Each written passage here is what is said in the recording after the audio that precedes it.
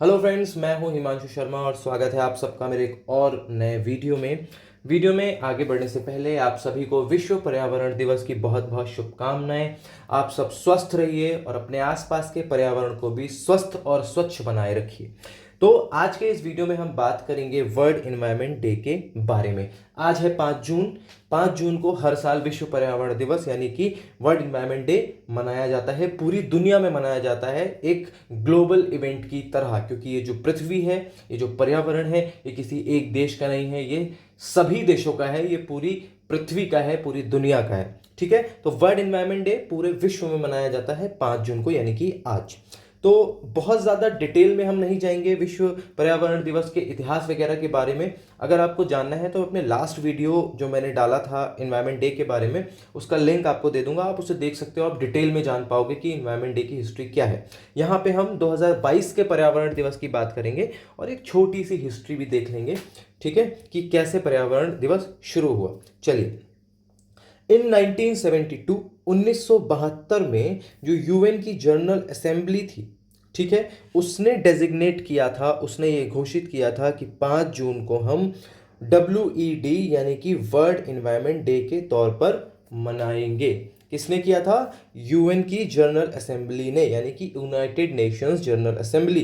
कब किया था? 1972 में। और क्या किया था कि 5 जून को हम वर्ल्ड एनवायरनमेंट डे के तौर पे मनाया करेंगे हर साल। पहला सेलिब्रेशन कब हुआ था? 1974 में पहला सेलिब्रेशन हुआ था वर्ल्ड एनवायरनमेंट डे का। और इसका स्लोगन उस समय क्या था? इसका स्लोगन था ओनली वन अर्थ, यानी कि सिर्फ एक पृथ्वी। ठीक है, तो first celebration under the slogan of only one earth took place in 1974। In the following year 74 से लेके अभी तक के जो साल चलते चले आ रहे हैं, WED ने बहुत तरक्की की है। WED का मतलब वर्ल्ड एनवायरनमेंट डे है, उसका शॉर्ट फॉर्म है ये। तो WED ने बहुत ज़्यादा तरक्की की है और इतनी तरक्की की है कि ये डेवलप हो चुका है एक प्लेटफॉर्म के रूप में, एक स्ट्रॉन्ग प्लेटफॉर्म के रूप में, टू रेज अवेयरनेस। अवेयरनेस यानी कि जागरूकता फैलाने का प्लेटफॉर्म है ये। किस चीज़ की जागरूकता फैलानी है? On the problems of facing our environment. हमारा जो पर्यावरण है वो किस तरह की परेशानियों से रूबरू हो रहा है, किस तरह की परेशानियों से उसका सामना हो रहा है, इन सारी चीज़ों के बारे में जागरूकता फैलाने का काम करता है कौन सा प्लेटफॉर्म? World environment day. ठीक है, अब कौन कौन सी परेशानियां हैं देखिए आप। एयर पोल्यूशन बहुत ज़्यादा है, आप देखते हैं जाड़े में आंखों में जलन होती है, स्मॉग पड़ता रहता है। ठीक है, गर्मियों में देखिए कितनी डस्ट उड़ रही है आजकल। प्लास्टिक पोल्यूशन, प्लास्टिक आप देख रहे हो, जो पैकेज्ड फूड आता है वो प्लास्टिक में, पॉलीथीन में आता है, या फिर जो डब्बा बंद खाना है ज़्यादातर वो भी प्लास्टिक में ही आता है।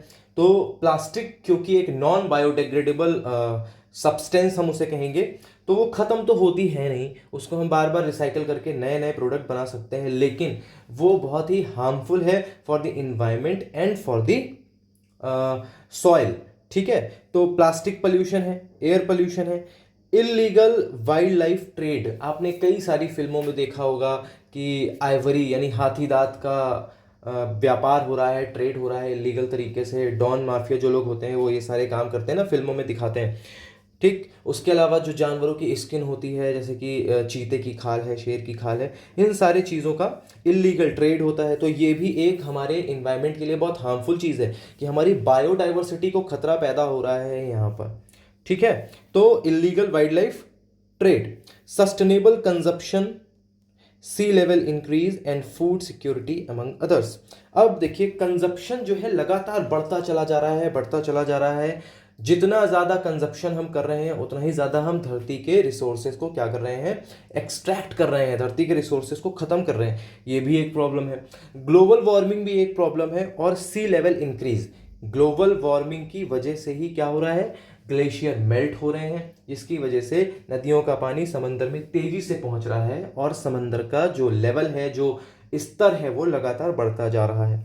ठीक है, फूड सिक्योरिटी की बात करें तो वही बात है कि जब हमारी जो ज़मीन है वो सही नहीं रहेगी पोल्यूशन की वजह से, तो खाने की समस्या पैदा हो जाएगी और भविष्य में फूड सिक्योरिटी नहीं रहेगी। ठीक है, हम ज़्यादातर एनिमल फूड की तरफ, एनिमल फूड मतलब हम एनिमल के ऊपर डिपेंड रहेंगे, हम मछली खाएंगे, चिकन खाएंगे, मटन खाएंगे, बीफ खाएंगे, ये सारी चीज़ें जो फॉरेन कंट्री में बहुत ज़्यादा चलती हैं, अपने यहाँ भी चलती हैं।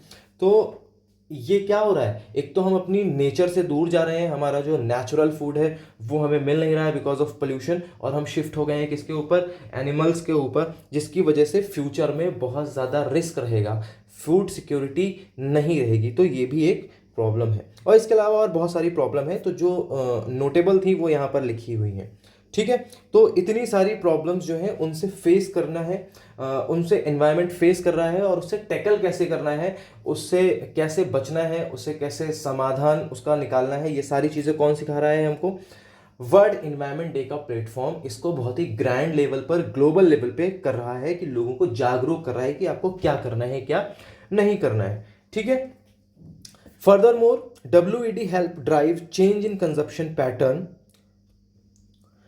जो विश्व पर्यावरण दिवस का प्लेटफॉर्म है, WED है, वो हेल्प कर रहा है किस चीज़ में, चेंज करने के लिए कंजप्शन पैटर्न। ठीक है, वो आपने स्लोगन सुना होगा ना, गो ग्रीन करके स्लोगन होता है। तो जो कंजप्शन है उसके ऊपर कि आप नॉन वेजिटेरियन खाने से शिफ्ट हो जाइए किस तरफ, वेजिटेरियन खाने की तरफ, और कंजप्शन का जो पैटर्न है उसको चेंज करने के लिए भी जो हमारा विश्व पर्यावरण दिवस का प्लेटफॉर्म है ये काम कर रहा है। और ये ना सिर्फ नेशनल लेवल पे काम कर रहा है बल्कि इंटरनेशनल लेवल पे भी काम कर रहा है कि इन्वायरमेंट को लेके पॉलिसीज बनाई जाएं, और ऐसी पॉलिसीज बनाई जाएं जो कि पर्यावरण को सस्टेन कर सके, सेफ रख सके, और हमारी आने वाली जनरेशन इस पृथ्वी का आनंद वैसे ही ले सकें जैसी हमारी पूर्ववर्ती जनरेशन्स ले चुकी हैं, यानी जो पीढ़ियां हमसे पहले थी वो ले चुकी हैं। ठीक है, तो ये सारे काम कौन कर रहा है, ये सारे काम कर रहा है हमारा WED का प्लेटफॉर्म। आगे बढ़ते हैं, थीम की बात करते हैं। तो जैसा कि मैंने आपको बताया था कि 1974 में जो पर्यावरण दिवस मनाया गया था उसका स्लोगन जो था वही 2022 का थीम है, विच इज ओनली वन अर्थ। ठीक है, सिर्फ एक पृथ्वी। जाहिर सी बात है कि हमारे सौर मंडल में यानी कि सोलर सिस्टम में एक हमारे ही तो पृथ्वी है जहाँ पर लाइफ है, और यहाँ पे लाइफ खत्म हो जाएगी तो फिर तो कहीं नहीं लाइफ है। ठीक है, वो अलग बात है, आप हाइपोथेटिकली बात करते रहो कि हम मंगल पे चले जाएंगे या उसके बाद कहीं और चले जाएंगे, वो सारी बातें छोड़ दीजिए, अभी हम यहाँ हैं।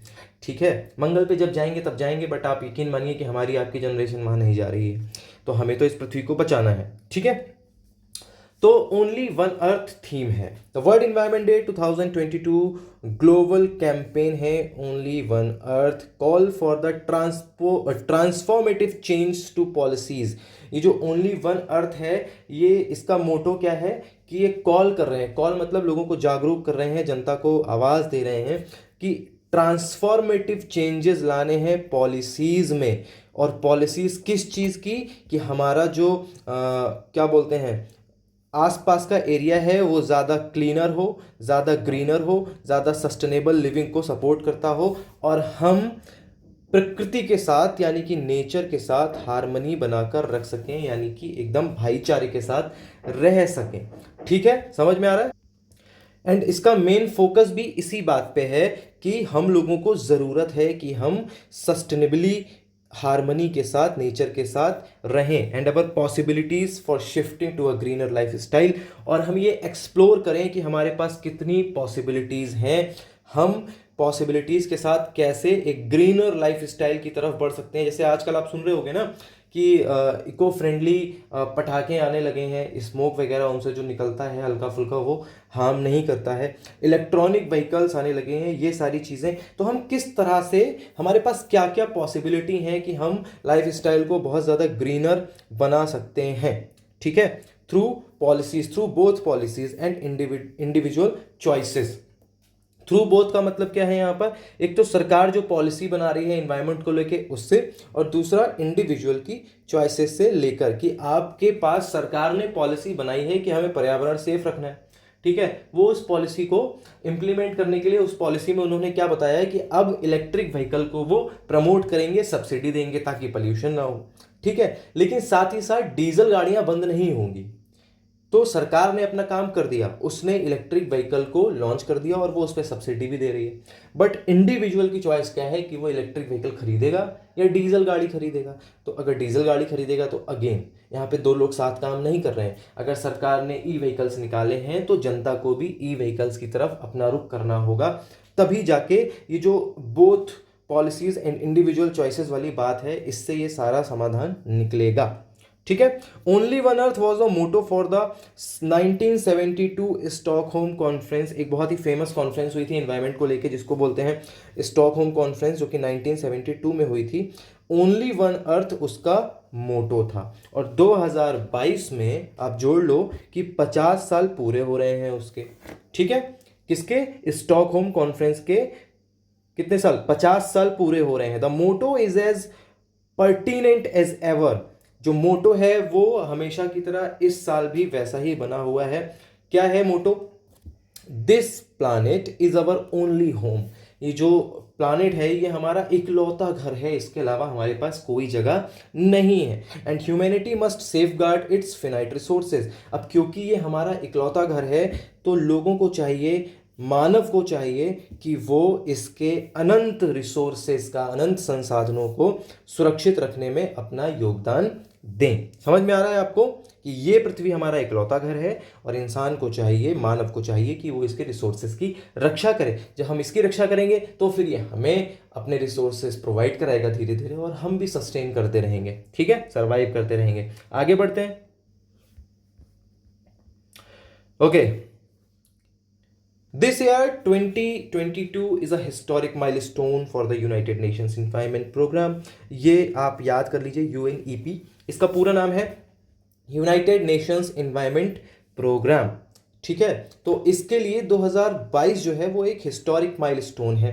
And the global environment community, जो विश्व पर्यावरण समुदाय है, it marks the 50th anniversary of the establishment of UNEP. यानी कि इस साल 2022 में यूएनईपी, स्टॉकहोम कॉन्फ्रेंस के 50 साल हो रहे हैं, यूएनईपी के भी 50 साल पूरे हो रहे हैं। ठीक है, तो 50 साल पूरे हो रहे हैं। ठीक है, स्टॉकहोम कॉन्फ्रेंस जो कि आउटकम है इसी का। It also coincides with the high level Stockholm plus 50। ये एक टर्म है, स्टॉकहोम प्लस 50।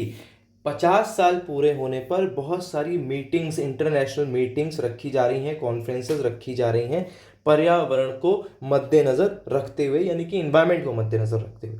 समझ में आ रहा है? ठीक है, These emblematic events serve as an opportunity for the international community। ये जो emblematic events हैं, यानी कि जो स्टॉकहोम प्लस 50 के इवेंट्स हो रहे हैं, ठीक है, तो ये जो मीटिंग्स हो रही हैं ये एक अपॉर्चुनिटी की तरह है फॉर द इंटरनेशनल कम्युनिटी।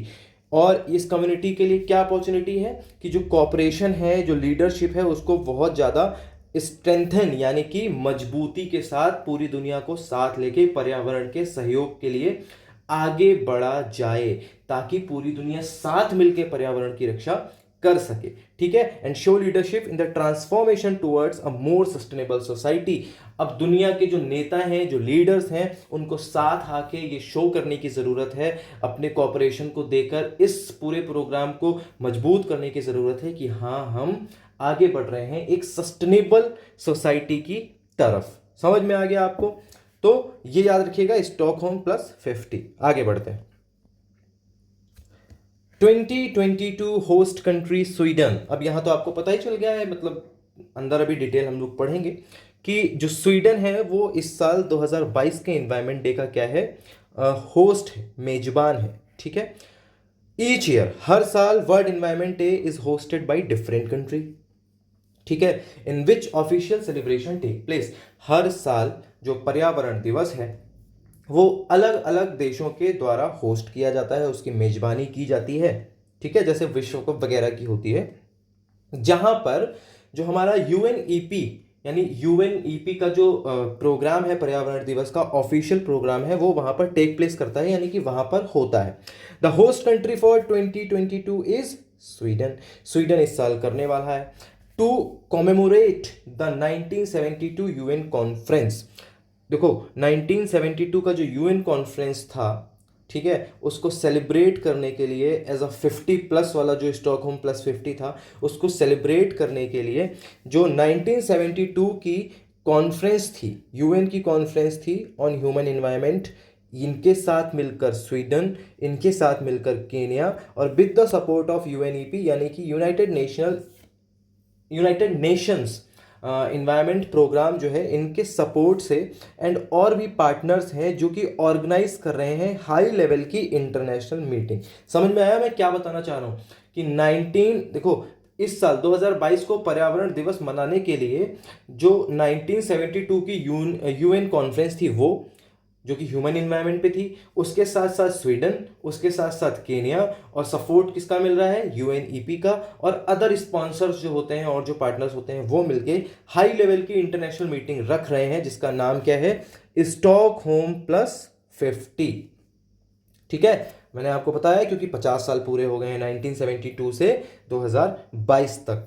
अब इसका आप देखो क्या मोटो चल रहा है, a healthy planet for the prosperity of all, स्वस्थ ग्रह यानी कि हेल्दी प्लैनेट और सभी के लिए समृद्धि यानी कि प्रॉस्पेरिटी फॉर ऑल, ये इनका क्या है, अवर रिस्पॉन्सिबिलिटी यानी कि हमारी जिम्मेदारी है, और अवर अपॉर्चुनिटी और हमारे लिए ही अवसर है। और ये जो मीटिंग थी ये कब हुई थी, ये हुई थी स्टॉकहोम में 2 और 3 जून को 2022 में, यानी कि आज जब आप ये वीडियो देख रहे हो इससे पहले ये मीटिंग हो चुकी है। और इस मीटिंग के होने के बाद आज 5 जून को पूरी दुनिया में अलग अलग तरह से विश्व पर्यावरण दिवस को मनाया जा रहा है। बहुत सारे प्रोग्राम हो रहे हैं, बहुत सारे सेलिब्रिटीज जो हैं वो इसके अंदर पार्टिसिपेट करते हैं। ठीक है, तो this is all about world environment day 2022। बाकी हिस्ट्री जाननी है मैं आपको पुराने वीडियो का लिंक दे दूंगा। तब तक आप स्वस्थ रहिए, स्वच्छ रहिए, अपने आसपास के पर्यावरण को भी स्वच्छ रखिए, साफ सफाई बनाए रखिए, ताकि आप और हम एक अच्छे पर्यावरण में जिंदा रह सकें और तरक्की कर सकें। ठीक है, तो हंसते रहिए, खेलते रहिए। मैं आपसे मिलता हूं अगले वीडियो में, तब तक के लिए बहुत बहुत धन्यवाद।